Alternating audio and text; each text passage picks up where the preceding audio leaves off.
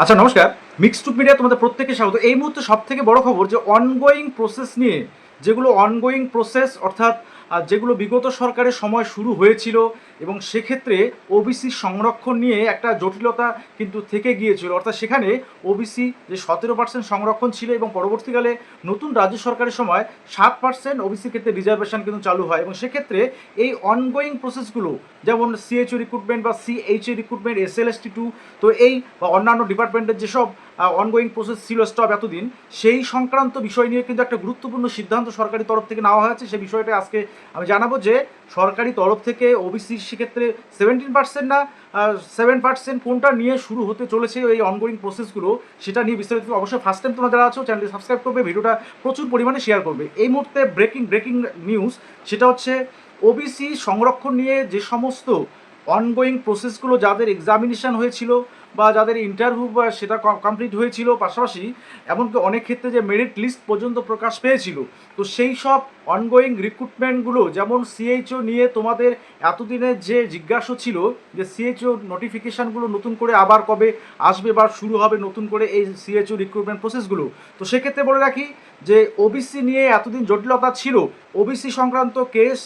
Supreme court থেকে রাজ্য সরকার তুলে নিয়েছে এবং নতুন রাজ্য সরকারের 7% সংরক্ষণ, সেটাও যেমন বিধানসভায় বিল এনেছে সংশোধনী বিল, পাশাপাশি সুপ্রিম কোর্ট থেকে এই কেস তুলে নেওয়া এবং এর ফলে সবথেকে যেটা বড় বাধা সৃষ্টি ছিল সেটা হচ্ছে ওবিসি আগের যে রিক্রুটমেন্টগুলো অর্থাৎ অনগোয়িং যে হিসাবে যেগুলো আছে সেগুলো 7% না 17% নিয়ে হবে। সেক্ষেত্রে সরকারি তরফ থেকে যে গুরুত্বপূর্ণ সিদ্ধান্ত নেওয়া হয়েছে, যেটা সূত্র মারফত খবর, সেটা হচ্ছে 17% সংরক্ষণ নিয়ে অনগোয়িং প্রসেসগুলো কিন্তু নতুন করে শুরু হচ্ছে এবং তাদের ফাইনাল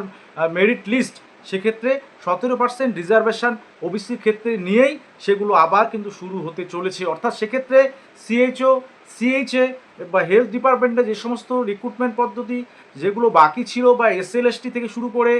পিএসসি যে সমস্ত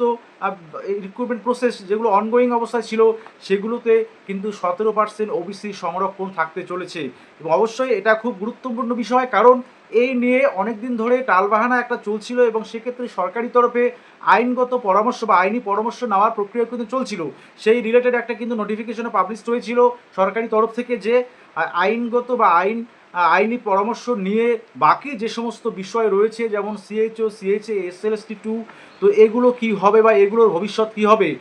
17% হবে না 7% হবে, সেই জন্য কিন্তু এতদিন থমকে ছিল এবং রাজ্য সরকারের নতুন ওবিসি সংরক্ষণ নিয়ম, তো সব কিছু নিয়ে আইনি পরামর্শ নিয়ে রাজ্য সরকার যে ডিসিশন নিয়েছেন, যে সূত্র মারফত যেটা খবর, 17% সংরক্ষণ নিয়েই কিন্তু এই অনগোয়িং প্রসেসগুলো এখন শুরু হতে চলেছে।